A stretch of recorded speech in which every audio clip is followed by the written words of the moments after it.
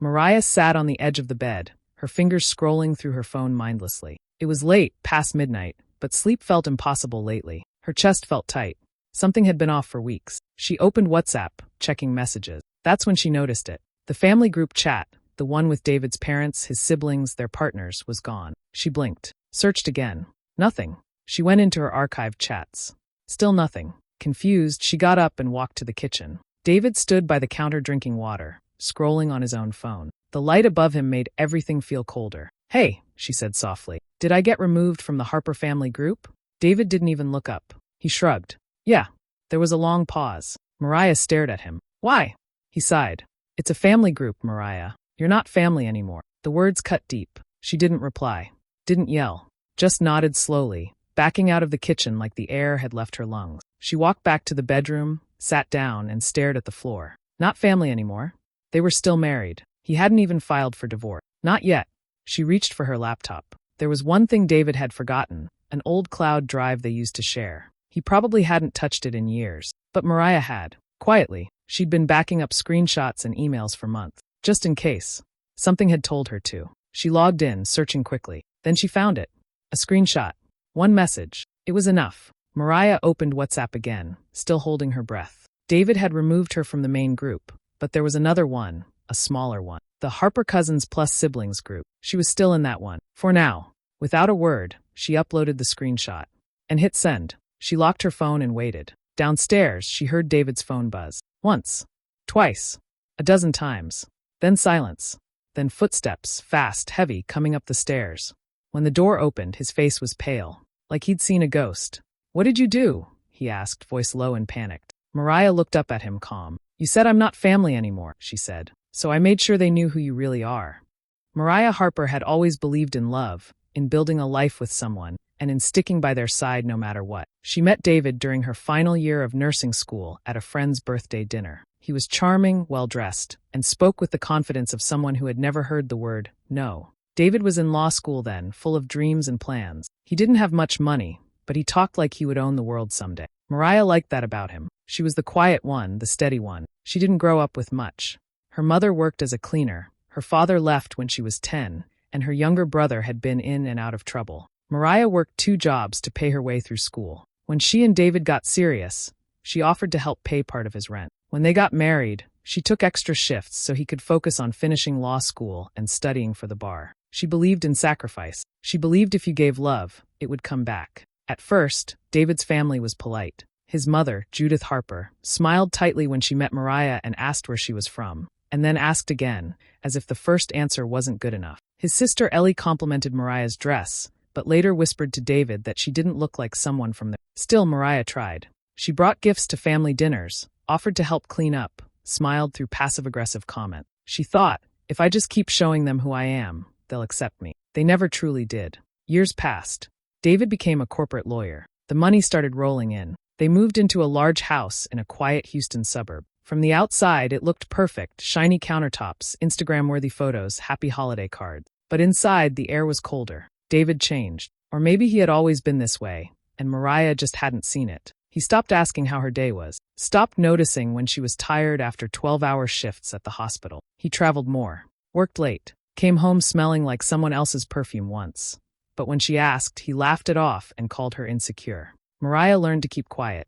She started putting small amounts of money aside. Not because she had a plan to leave, just because something in her gut told her, be ready. Even at work, her coworkers noticed the weight she carried. "You okay?" they'd ask. She'd smile and say, "Just tired." She didn't have many people to talk to. Her own family was far away. Her mother had gotten sick recently, stage 2 breast cancer, and Mariah was sending money monthly. David didn't know. He wouldn't have understood.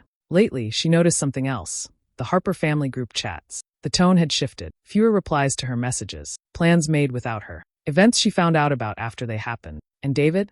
He stopped sharing the phone when they got family news. One time, she walked in on him laughing with his sister on the phone. When she asked what was funny, he waved her off. "It's a family joke," he said. That word again, family. David used it like a weapon now. And still Mariah tried. She planned his birthday. She reminded him to call his mom. She made excuses for him when people asked why he wasn't around. But deep down, she felt it. The ground shifting. The cold space between them growing. She wasn't just losing her marriage. She was being erased, quietly, slowly, from the family she had built her life around. And then finally came the night it all snapped. The night she was removed from the group chat. The night he said, "You're not family anymore." And the night she remembered she still had access to the one thing David forgot, his words saved in screenshots, tucked away in a cloud folder. The pieces were already there. All she had to do was send one.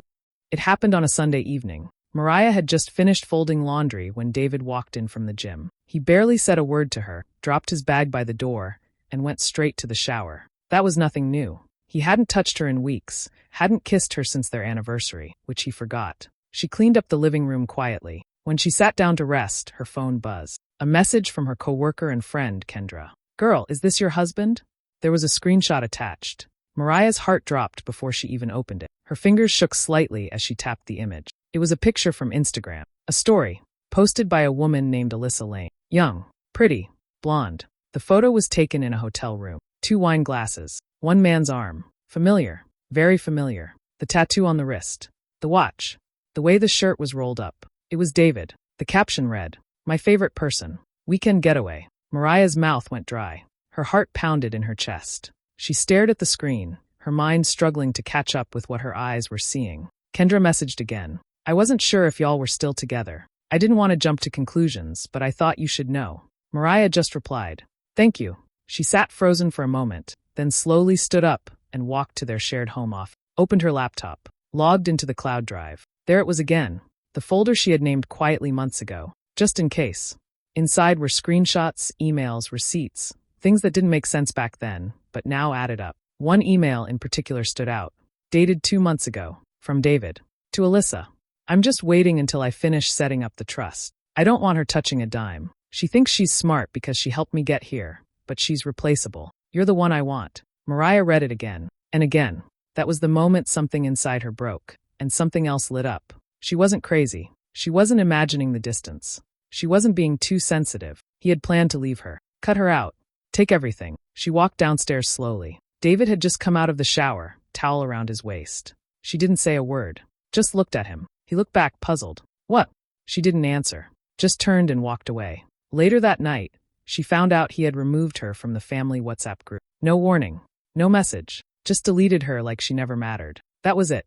She waited until he fell asleep. Opened her laptop one more time. Found the email. Took a screenshot.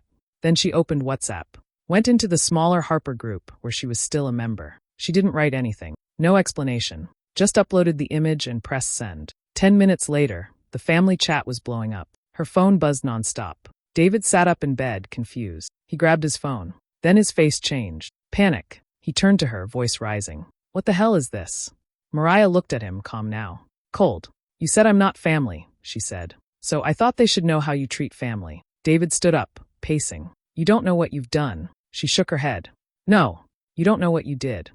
David didn't sleep that night. He paced the bedroom for hours, phone in his hand, trying to call people, trying to fix the mess. Mariah lay in bed silently, staring at the ceiling. She could hear the panic in his voice as he whispered harshly into the phone. "Ellie, it's not what it looks like. No, Mom, listen to me." No one was buying his excuses. By morning, Mariah had already packed a small bag. Just a few things, her nursing scrubs, basic clothes, and her passport. She wasn't ready to leave completely. Not yet. But she wanted him to know she could. He followed her into the hallway. "Where are you going?" "To work," she said calmly. "You're just gonna act like you didn't blow up my entire family group?" She stopped and looked him in the eye. "You acted like I didn't exist for months. That's worse." David looked away. Before she stepped out the door, he said, "You've ruined everything." She turned back. "No, you did. You just didn't think I'd speak up." That day at work, Mariah felt like the air around her had changed. She wasn't scared anymore. She was tired, yes, exhausted, really, but something heavy had lifted. During her lunch break, she got a call from an unknown number. It was Judith Harper. She didn't answer. A few minutes later, a message came through. "This wasn't the right way to handle things. We're still willing to help if you're willing to stop making a scene." Help? Help with what? Mariah realized something then. They weren't sorry for what David did. They were sorry it got out. That evening, she came home to find David waiting at the table with a folder. "What's that?" she asked. "It's a separation agreement," he said. "Clean and simple. We don't need to make this ugly." Mariah sat down slowly. "Is that what your mother told you to do?" He looked uncomfortable. "She's just trying to protect the family. We have our name to think about." She opened the folder. According to the papers, she would get nothing. No part of the house. No part of David's business. Nothing. You think I'm that stupid? She said, her voice low. David leaned forward. Mariah, I'm giving you a chance to walk away before lawyers get involved. She stared at him for a long time. You think I can be erased that easily? Like some maid you don't want anymore. He sighed. This doesn't have to get ugly. Mariah stood up. It already is. The next few days were quiet, but tense. David moved into the guest room. He barely spoke to her unless it was about bills or groceries. Judith called again. This time Mariah answered. I just think, Judith began, that this marriage isn't working because you were never really one of us. Mariah bit her tongue. I gave him 8 years of my life. I worked while he studied. I supported him when no one else did. Yes, Judith said coolly. And now you're being dramatic. You made this public. That's not how we handle things in this family. I'm not part of your family, remember? Mariah said, then hung up. The next betrayal came quickly. Mariah checked her bank account and found half the balance gone. She logged into the shared savings, gone too. David had moved the money. When she confronted him, he just said, I'm protecting my assets. You mean our assets? No, he said flatly. Mine. You didn't earn any of it. That night, she cried in the shower. Silent tears, her face turned toward the tiled wall. Not because she wanted him back, but because of how deeply she had trusted him, how blind she had been. Later that week, Ellie messaged her. You're making this worse than it needs to be. Just take the agreement. Move on. Mariah replied with one word. No. She reached out to a divorce lawyer the next morning. A woman named Angela Ford, tough, experienced, and direct. Angela looked at the documents David had given her and laughed. This is a joke, she said. You supported him through school? Paid rent? Helped build his business? We're going to court. Mariah hesitated. He said everything's in his name. That I won't get anything. Angela leaned in. That's what he wants you to believe. But that's not how it works. You've got rights, Mariah. You just have to fight. Mariah took a deep breath. Then let's fight. As the legal process started, David grew angrier. He slammed doors, yelled at her one night, accusing her of destroying everything. No, she said firmly. You destroyed it. I'm just done pretending. One afternoon, a letter came from Judith's lawyer. It said Mariah was to stay away from any Harper family events, gatherings, or property. She laughed when she read it. Judith wanted her silenced. Invisible. But it was too late for that. Mariah had already spoken, already stood up, and she wasn't done yet. The day of the court hearing felt like a storm was coming. Mariah sat outside the courtroom with her lawyer, Angela, hands folded tightly in her lap. Her stomach was in knots, but her face was calm. She had been through months of silence, betrayal, and emotional bruises. Today, she wanted the truth out, in the open, where everyone could see it. David walked in wearing a navy suit, confident as ever. He didn't look at her. He greeted his lawyer and sat down across from her like they were strangers. Judith and Ellie were also there, dressed in black like it was a funeral. Their glares were sharp, cold, as if Mariah had ruined their perfect little world. The judge called them in. Inside the courtroom, everything felt colder, quieter. The judge asked each side to present their case. David's lawyer went first. He made it sound simple, said the marriage had broken down, and that David was willing to be generous with a clean separation. Said Mariah didn't bring in much financially, and that she had no legal claim to the business. Mariah listened, not angry, just waiting. Then Angela stood up. She began by listing everything Mariah had done over the years, working extra shifts, paying off debts, supporting David through law school, helping him open his firm, even helping set up the first website from their tiny apartment. Then she brought out the receipts, literal ones, emails, bank transfers, even photos of the old office space Mariah helped him decorate. The courtroom started to shift. The judge listened more closely now. But Angela wasn't done. I'd like to submit Exhibit 7, she said, handing a printed screenshot to the clerk. David stiffened. It was the email. The one he sent to Alyssa. The one Mariah had saved in that just-in-case folder. The one where he wrote, she's replaceable. I just want to make sure she doesn't get a dime. Silence. David's face went pale. Judith looked down at her hand. Ellie whispered something to her lawyer. Mariah looked straight at David. His eyes finally met hers. And in that moment, everything flipped. All those years of being invisible in their world. All those moments they laughed at her behind closed doors. All the times she tried to belong. Gone. The judge raised an eyebrow. Mr. Harper, would you like to respond to this email? David shifted in his seat. That wasn't meant literally. It was emotional, taken out of context. Angela stepped forward again. So your client admits the email is real?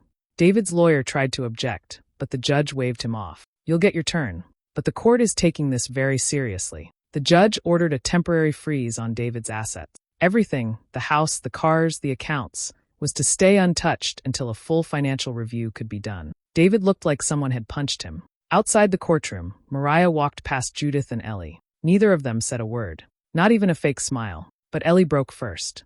"You planned all of this, didn't you?" she hissed. "You trapped him." Mariah turned slowly. "I trusted him," she said. "And when he showed me who he was, I believed him." Then she walked away.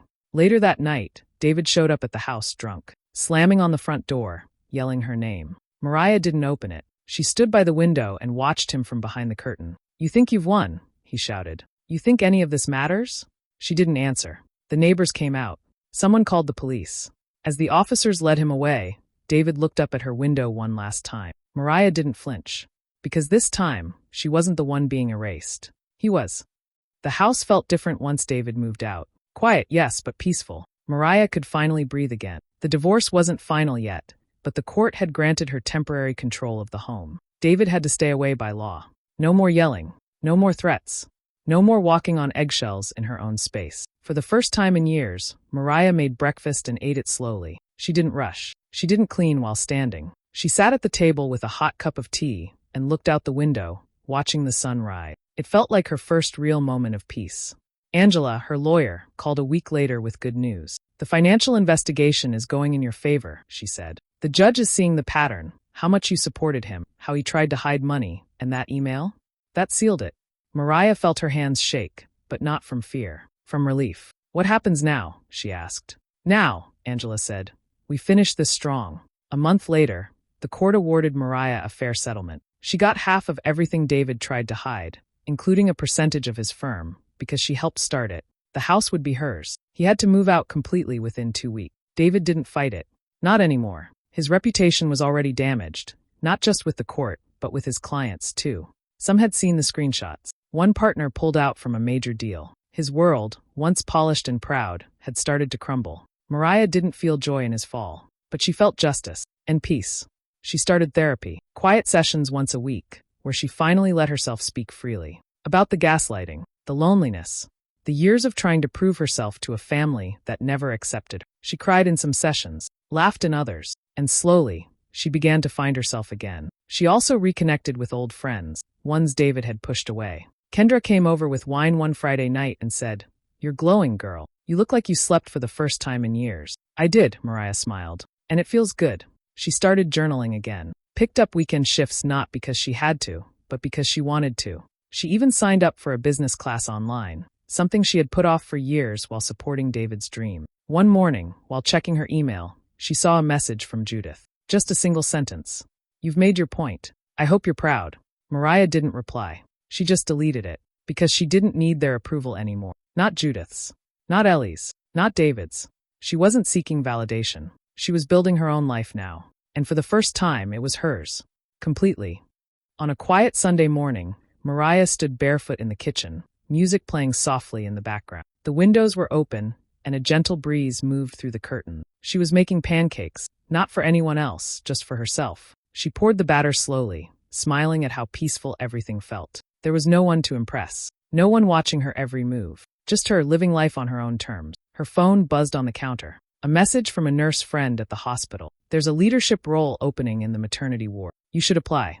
You'd be perfect." Mariah looked at the message for a long moment. A few months ago, she would have doubted herself. She would have asked David if she was ready enough or qualified enough. But now, she picked up the phone and replied, "I'm interested. Let's talk." After breakfast, she stepped outside with her tea. The air smelled like rain was coming. She wrapped a sweater around her shoulders and sat on the front steps, watching the quiet street. A neighbor waved from across the yard. She waved back. She thought about everything she had lost. A marriage, a family she once wanted to belong to, years of trying to be accepted, all gone. But in their place, she had something new: peace, strength, and her voice. She had learned how to stand alone. Not because she wanted to be alone, but because now she wasn't afraid of it. As the wind picked up slightly and the first drops of rain began to fall, Mariah whispered to herself, "I'm still here." And for the first time in a long time, she truly believed that was enough. Hey besties, thanks so much for watching till the end. If Mariah's story touched you, don't forget to like, share, comment, and subscribe for more powerful stories. Her friends invited everyone except her to their girls' trip, so she booked one seat beside someone they never expected. That story is coming next. Stay tuned, and remember, always choose yourself. Bye for now, and see you in the next one.